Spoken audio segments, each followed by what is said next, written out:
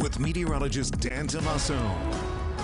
All right, Dan, we're getting closer and closer to that big day, and We a lot of are. people are getting ready to travel.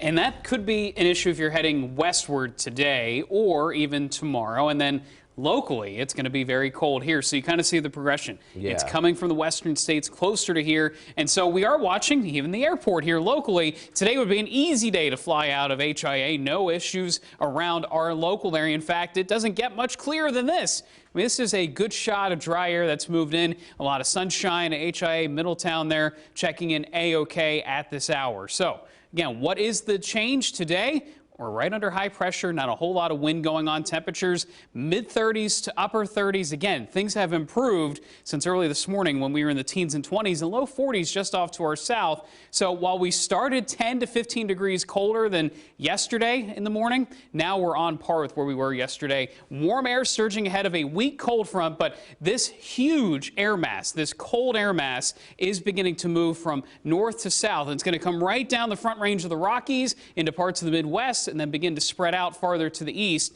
Meanwhile, as that comes closer, it'll force moisture up from the south, and that's why we have the chance of a wintry mix tomorrow. So let's show you the forecast. And again, today, a few more clouds by this evening, but not a whole lot going on. Thickening clouds overnight through tomorrow morning. And check this out. Heading into tomorrow morning, I still think by 7 a.m. some of our southern counties will see a little bit of precipitation, but it's more by mid-morning that we see this really develop in earnest. And there will be some wet snow, maybe some sleet mixing in for our northwestern areas, but this is the same deal we saw the last time. Areas south and east of Harrisburg, likely this is just a cold rain throughout the duration of the storm. So you have travel plans tomorrow morning. The farther west you go, the more issues that could pop up, especially if you're heading west on the Turnpike, closer to Pittsburgh. Again, those higher elevation areas, it does matter. Now, heading into the afternoon and evening tomorrow, a lot of heavy rain. That continues, that plume of moisture moving from south to north. And then watch as we go into Friday night.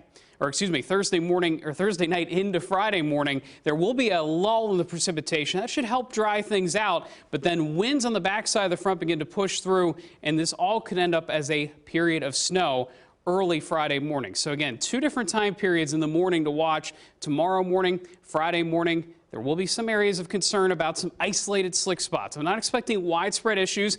Based on temperatures, the roads should hold up. I mean, we're talking about numbers near 50 degrees heading into Friday morning, James. So, if anything, it's more about the cold air. Friday night through Christmas weekend, temperatures only in the 20s during the day.